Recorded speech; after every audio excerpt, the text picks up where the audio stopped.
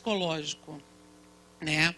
Mas pensar as questões referentes à saúde mental, né? Que tem uma interface muito importante, não só com a dimensão física do adoecer, mas também com a dimensão social, né?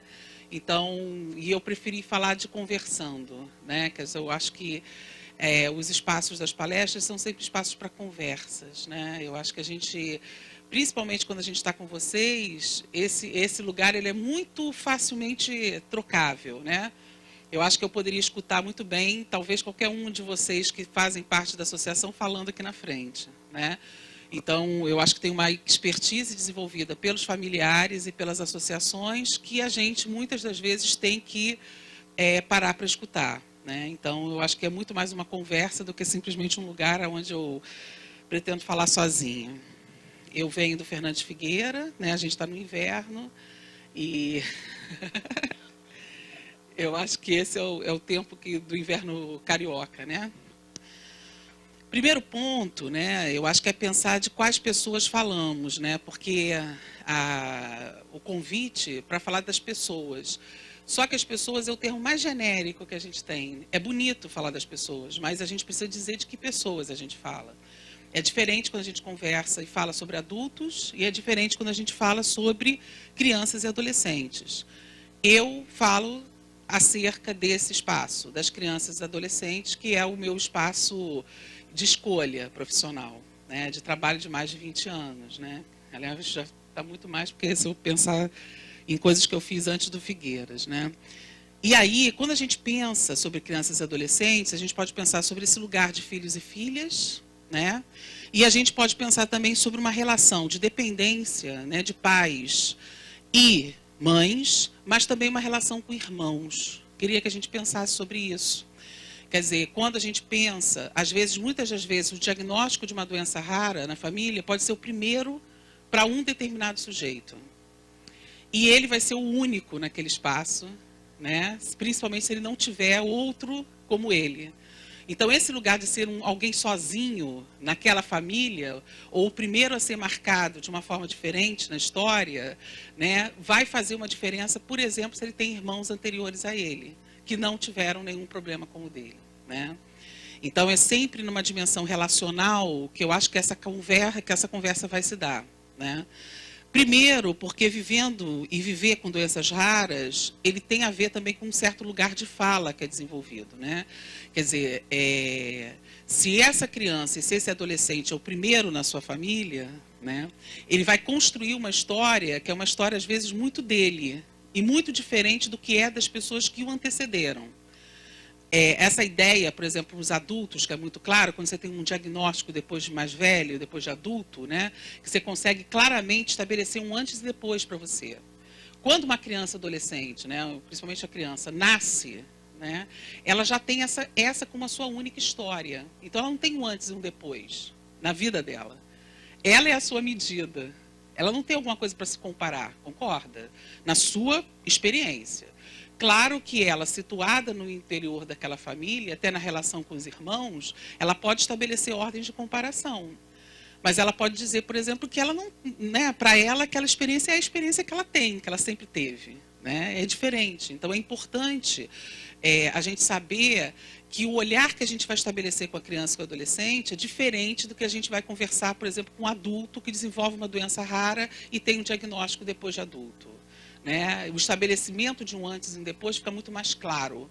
Para quem nasce desde o início só conhece isso como seu, não tem como estabelecer esse ponto de referência do antes e depois para fora. Né? E aí eu acho sempre muito importante a gente pensar também sobre o fato de que existe aí um sujeito da sua doença. Né? Quer dizer, eles não são objetos, né? São pessoas, e aí volta a categoria de pessoa, mas mais que isso, né? Quer dizer, como se dirigir a essas pessoas colocando-as como sujeitos e não como objetos de um determinado tipo de conhecimento. Né? E aí, eu acho que é muito importante, eu sempre acentuo isso, né? Quer dizer, olhar para crianças e adolescentes para além da doença é também tirar da sombra e buscar, de uma certa forma, olhar para o que são pares e ímpares. Como isso, né? Às vezes, ser o primeiro na família com uma história faz com que eu queira buscar alguém semelhante a mim. E aí as redes sociais, às vezes, ganham um espaço muito importante. Quando a Nicolete faz referência ao blog, né, não é incomum que a gente tenha hoje cada vez mais formas de comunicação desenvolvidas por esses meninos e meninas, aonde eles buscam outros parecidos com eles, né, através das redes sociais.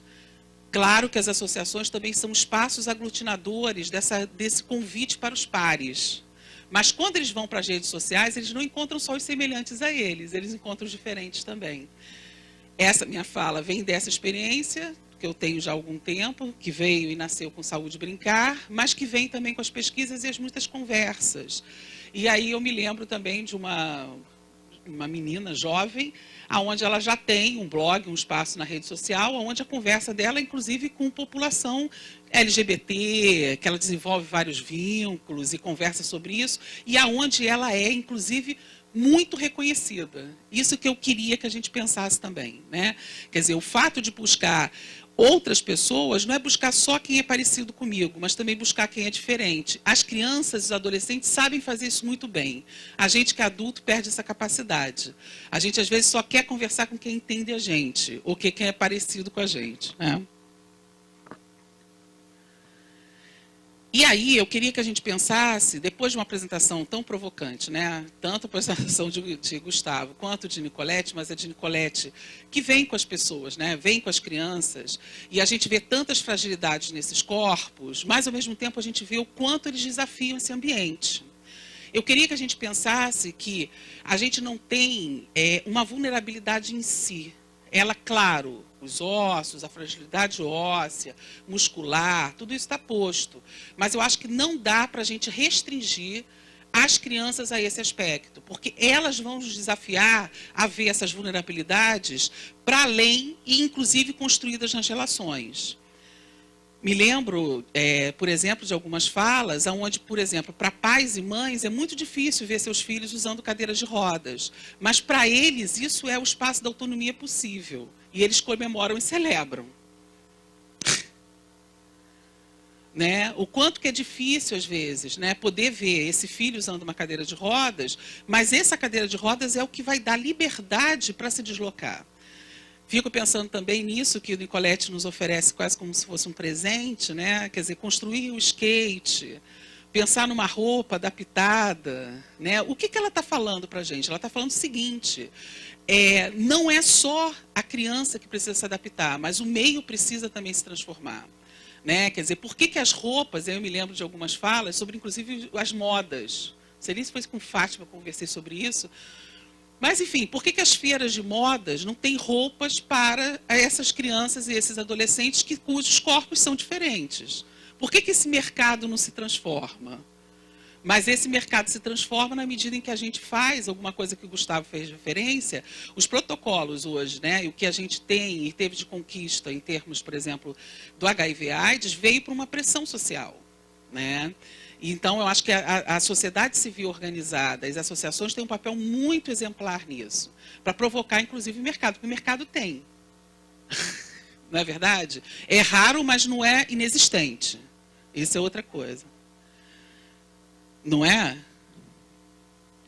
E aí, eu queria que a gente pensasse, eu estou muito sensível a isso hoje, né? No sentido de que a gente facilmente arranja novos nomes para falar de coisas que a gente conhece. Né? Claro que a gente tenta usar novas categorias, conceitos, porque a ciência caminha, a gente se apropria dessas coisas e tenta falar para ser entendido. Né? Só que eu acho que quando a gente conversa sobre crianças e adolescentes raros, a gente não pode perder uma conversa com crianças e adolescentes com deficiências. Porque o movimento das pessoas com deficiências tem muitas coisas a nos ensinar sobre a ação de sociedade civil transformadora de Estado e transformadora, inclusive, da posição desses sujeitos na sociedade. Essa frase, nada sobre nós sem nós, vem deles. Né? Quer dizer, poder pensar um pouco, né, o quanto que a gente aumenta a nossa força quando a gente também não deixa, quer dizer...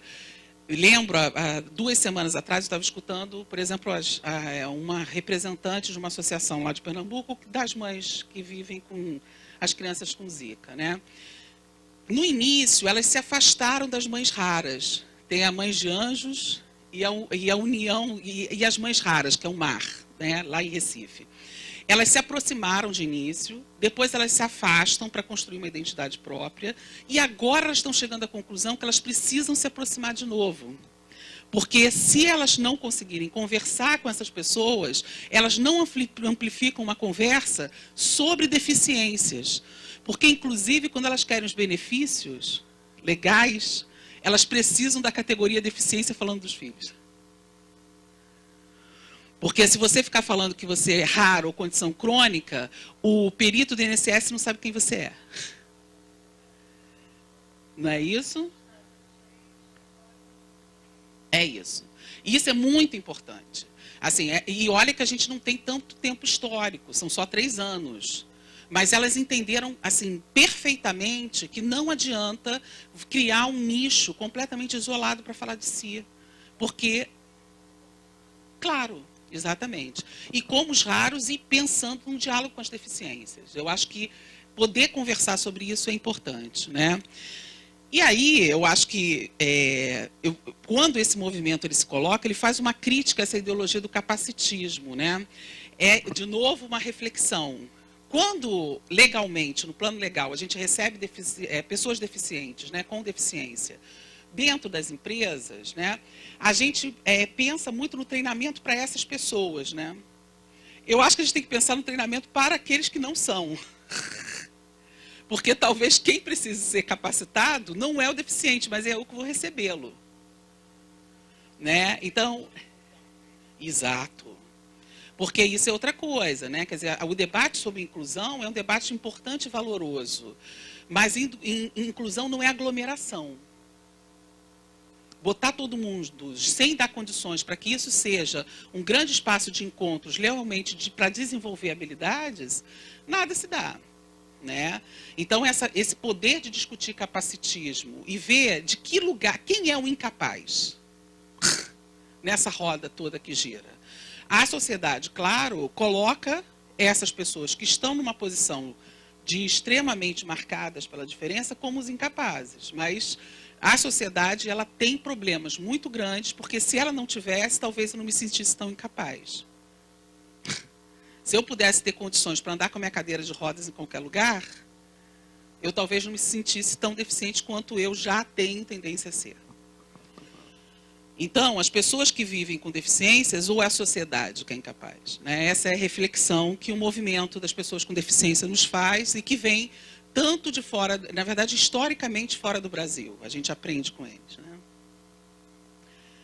E aí, eu fico pensando também, se a gente pensa né, sempre no campo relacional, quando pensa sobre criança e adolescente, a gente aumenta a extensão de pessoas envolvidas. Porque não existe criança e adolescente se não existir um adulto de referência. Não estou falando dos abandonados, mesmo os abandonados estão localizados em algum lugar, onde alguma referência se constrói. Né? Mas, assim, há um desafio nesse gerenciamento da doença, que eu vou denominar aqui a dimensão rara da doença, é a doença da qual não se livra. Né? É a doença longa, comprida, com a qual eu vou viver e que eu vou ter que gerenciar. Gerenciar uma doença comprida, ela pode contribuir para o incremento de vulnerabilidades, por exemplo, relacionadas à violência. Conversava com a Ivana do lado de fora um pouquinho sobre isso, eu nem tinha preparado a conversa antes de falar com ela. A gente foi conversar lá fora, o tema da violência surgiu.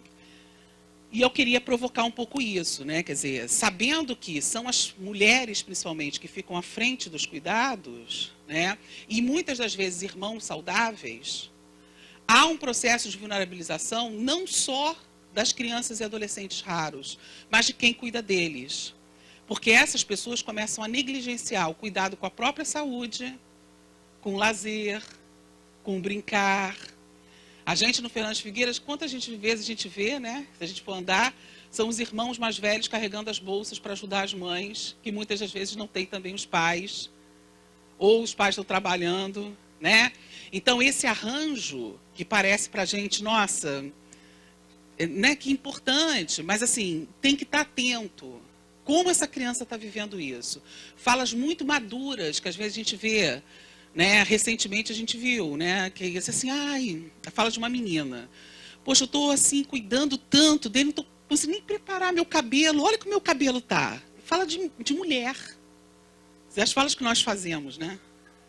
Nós, mulheres grandes, né? Não é verdade? Então, ver uma menina muito pequena, de 8 anos, com essa fala, ela com certeza ela já está incorporando um lugar que não é o lugar de alguém que pode brincar, mas ela tem que amadurecer muito rápido para ser uma cuidadora num espelho que é o da mãe também, né? Então, várias pesquisas indicam, e eu trago as referências, não só no Brasil, mas fora do Brasil, né, que crianças, né, com condições crônicas de saúde, que vai incluir as deficiências, os quadros de adoecimento de longa duração, e as raras estão aí, elas podem estar vulneráveis a diversas formas de violência e negligência, tanto no ambiente familiar quanto no ambiente escolar. E aí, essa violência, gente, não é a violência proposital, a violência do bater. É aquela violência advinda do estresse, né? Quer dizer, o fato de você estar tão desgastada, tão cansada, que a relação que você vai estabelecer e a prática disciplinar que você vai desenvolver, ela vai estar carregada de violência. Que pode não vir de forma física, mas ela pode vir de outras formas. É importante a gente refletir sobre isso, né? Porque aí você só vai discutir sobre violência nos fóruns clássicos, que se discute sobre violência. Né?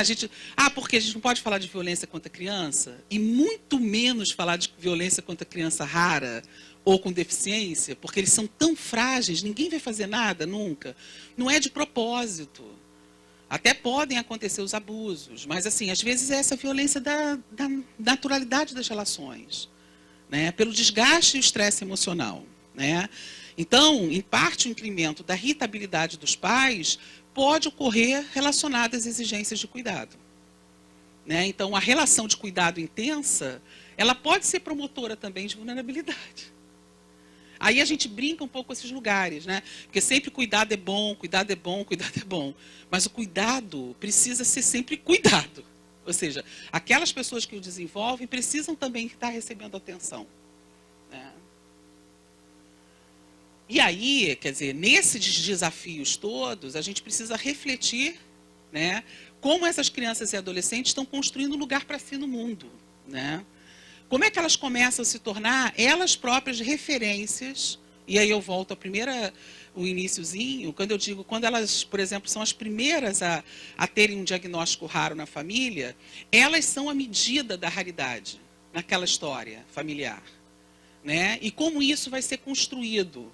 Como é que esse simbolismo vai se dar, né? Como é que ela vai se desenvolver? E aí, ela vai ter medidas para o seu corpo, para a sua dor, né? Ela não tem patamar de comparação de fora, assim, de dentro dela. Me lembro de uma fala de Juan, logo assim que começam os protocolos, né?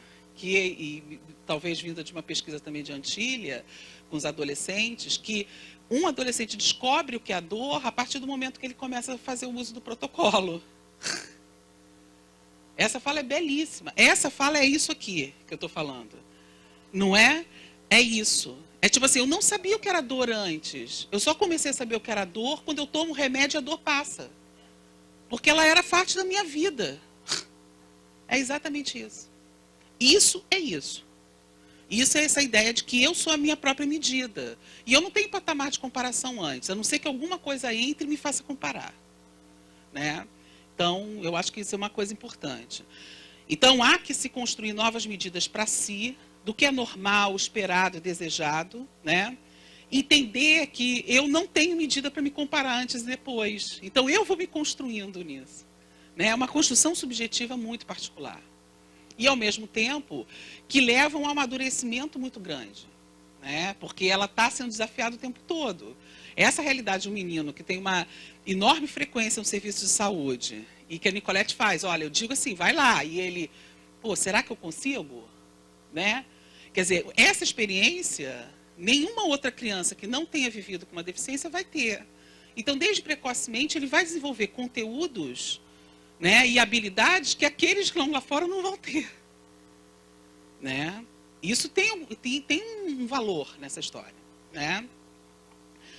É, e aí, eu queria que a gente pensasse, agora as obras raras nos acompanham, elas são obras raras, né? Quer dizer, essa palavra raro é uma das palavras mais bonitas do vocabulário, né? Ela é um adjetivo que vai dizer para a gente que o que é raro é aquilo de maior valor, né? Mas por que a gente às vezes vê o valor do raro como um valor menor? Porque há uma relação construída em torno que vai fazer com que aquilo seja visto como menor, né? Então, a criança e o adolescente, eles vão carregar consigo essa dupla vulnerabilidade, porque eles dependem dessa família, de alguma coisa que cursa cronicamente, porque é o cuidado que vai levar a que dependa muito de alguém que me ajude, né? E as mulheres são as principais cuidadoras. Elas abandonam projetos de trabalho, escolaridade e vida para cuidar. Isso tudo vem das últimas pesquisas e conversas que Fátima, né, a BOI, Anjos da Guarda e a CAM participaram com a gente numa pesquisa que foi uma pesquisa toda de caráter mais participativo, que vai ter um livro aí que está saindo pela UCTEG. Então, essas trajetórias de cuidado e acesso, elas repetem muito, né, essa ideia do peregrinar para um diagnóstico, desejá-lo muito, mas quando ele fecha, ele significa um luto, para que depois se faça uma ressignificação disso, no sentido de elaboração, decisão e luta, né? Então, do O, a gente avança para o A, mas sempre numa dinâmica de muitas contradições, às vezes, né? Há outro aspecto importante, a gente está na Casa dos Advogados, é essa interface grande com a justiça, né? Saúde e justiça. Então, a gente fica aprendendo a falar parecido com as pessoas também da área da justiça, e eles precisam aprender a falar que nem a gente. Porque muitos processos vão passar pela mão deles e eles precisam do discurso que vem do discurso da saúde, né? Então, há um discurso mestiço aí, saúde e justiça, né? Outro ponto importante, essa ideia desse par, né? Direito de existir, lutar para existir e autonomia reprodutiva. Quer dizer, como é que eu decido também sobre isso, né? E aí eu me lembro de um jovem adulto falando exatamente, não, olha, eu não sei se eu tenho filhos, mas se eu tiver filhos, né, melhor ter filhos com osteogênese perfeita do que filhos Temer. Eu não falo o nome, mas a Fátima, né? Então, assim, isso é muito importante e valoroso, né? Quer dizer, ele está dando um tapa na cara para a gente numa discussão muito fina sobre moralidades, né? Quer dizer, qual é o problema de eu ter OI, né? O problema é a OI ou o problema é o caráter? Né? São outras coisas que constituem as relações humanas, né? E aí tem discussões importantes que surgem nesses grupos que têm a ver, inclusive, com a ideia do aborto e uma questão seguinte, olha, não se pode falar de aborto, mas o Estado nos mata todos os dias, né? Então, como é que a gente lida com isso? Aparece nas falas, né? A ideia do associativismo, né, que é esse espaço das associações, valorizando as experiências, os apoios, a solidariedade, o saber familiar no interior das rotinas técnicas. Tudo isso, gente, diz respeito à saúde mental. Isso que eu queria que a gente pensasse. Por isso, propositalmente, né, eu não falo que a gente está falando só de psicologia. É a mesma coisa. De pediatria, podem falar os médicos. De saúde da criança, podemos falar todos. Né? A saúde da criança é o campo interdisciplinar, inclusive do saber comum, né? Então, eu acho que quando eu falo assim, o psicólogo fala disso, eu fecho dentro da minha carreira, sobre a qual eu não tenho nenhuma crise, né? Mesmo que eu possa debater com os meus pares, mas eu acho que a gente poder falar do campo da saúde mental, muitos podem falar sobre saúde mental, né? Que não são só os psis, né? Então, eu acho que tem uma questão importante, a gente está conversando com geneticistas o tempo todo, né? E essa ideia da herança genética, que é transversal aqui nessa lâmina, né? Desde a ideia da família, né? Onde aparece a questão do medo, da proteção, do cuidado, do controle, e, ao mesmo tempo, os adolescentes, que têm poder de fala muito grande, dizendo o seguinte, a gente é capaz de ter mais autonomia do que vocês acham que a gente tem.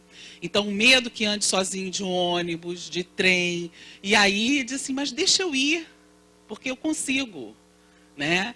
Então, assim, e na mesma fala, na mesma presença, os pais, assim, no sofrimento com isso, e os adolescentes podendo dizer, não, mas eu consigo, eu vou, né? A ideia, né, dos adultos raros, né, de poder dizer o seguinte, olha, eu, em algum momento da minha vida, muito cedo, eu soube do que eu tinha. Essa ideia de não ser poupado de um diagnóstico raro e de muitos, desde cedo, falar sobre isso, é para ele um valor. Ele diz que isso foi importante para a vida dele, né? No sentido, inclusive, de que tem que gerenciar risco e apoio. É aquela coisa, se eu sei que eu não posso, como é que eu faço? É melhor do que eu não saber nada, né? Então, o diagnóstico ele vai se dar também num gradiente aí de gravidade, de gerenciamento do próprio corpo, da capacidade de se reconhecer como doente e de dizer o seguinte, olha, tudo bem, isso me pertence, mas isso não é o limitador da minha existência, né? As experiências de preconceito e discriminação e as formas de enfrentá-las, né? A sexualidade, os direitos reprodutivos e a herança apresentada pelos filhos, né? Que significa gerenciar riscos e escolhas, né? E a medicalização das emoções, quando em algum momento diz assim, ah, não, todo mundo um dia vai ter depressão na vida. E aí alguém vira e diz assim, não, eu acho que eu fico triste, eu não preciso tomar remédio para ficar por causa da minha tristeza. Né? Isso é muito bonito e é muito importante, porque a gente que é profissional de saúde fala disso. Mas alguém que não é profissional de saúde, mas que é sujeito da sua história e da sua doença, poder falar isso, é poder autorizar outros a pensarem de uma forma semelhante. Né? Essa ideia, né, e eu já vou terminando, né, de que quando se pensa em saúde mental, se pensa também sobre trajetórias, né, de sociabilidade dessas crianças. E aí elas assim vivem o tempo todo numa interface entre escola, pesquisa e assistência. Desde muito cedo eles aprendem o que é pesquisa, porque eles são alvo de pesquisa, né? Eles fazem o tempo todo diálogos com uma escola, que é aquilo que você falou, né? Muito importante. Perde a vaga na fisioterapia porque quebrou. Assim, será que o problema é eles ou é a gente que tem que mudar nosso modelo? A escola também, faltou porque internou, porque não pode ir. Então, assim, mas a gente tem que falar mais disso, para esses espaços. Né? E lá onde eles estão, né? Eu acho que a gente tem aprendido a fazer isso, a sair dos lugares, né? Outro companheiro importante aí é essa frequência, né, da indústria farmacêutica também, assim, promovendo conversas e oferecendo produtos e fazendo com que a gente os deseje, porque há uma esperança de que alguma coisa possa fazer a nossa vida ser diferente, né? Então, ela também está na ideia aí final, né? E fechando por fim, eu queria que a gente pensasse um pouco essa saúde mental, né? Exatamente nesse espaço que eu acho que é o espaço sempre da grupalidade, né? Onde a rede de saúde possa pensar os centros de referência para as pessoas com doenças raras, mas pensando acolhimento para as questões de saúde mental das crianças, dos adolescentes e suas mães. Eu falo que as mães, e não significa que os pais não estejam, mas as mães são a grande maioria ainda, né? A ideia das decisões reprodutivas, porque se antes a gente não tinha uma sobrevivência desses meninos, hoje eles estão chegando à idade adulta e existe um espaço importante de pensar e falar sobre decisão reprodutiva. Isso apareceu fortemente na pesquisa, tá?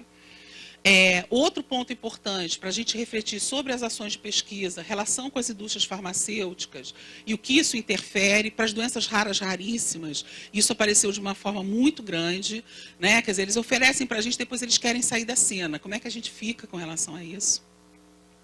E o outro ponto importante é essa questão de como que as associações elas promovem esse discurso mestiço, né? Onde a gente vai conversar sobre termos técnicos, mas com autoridade da experiência, que é uma das coisas mais bonitas que eu acho que a gente vê quando a gente trabalha, que é poder mudar de lugar, né, com muito conforto, né, quer dizer, poder escutar vocês e poder estar numa posição de também aprender com o que vocês têm a dizer. Muito obrigada, gente, é isso.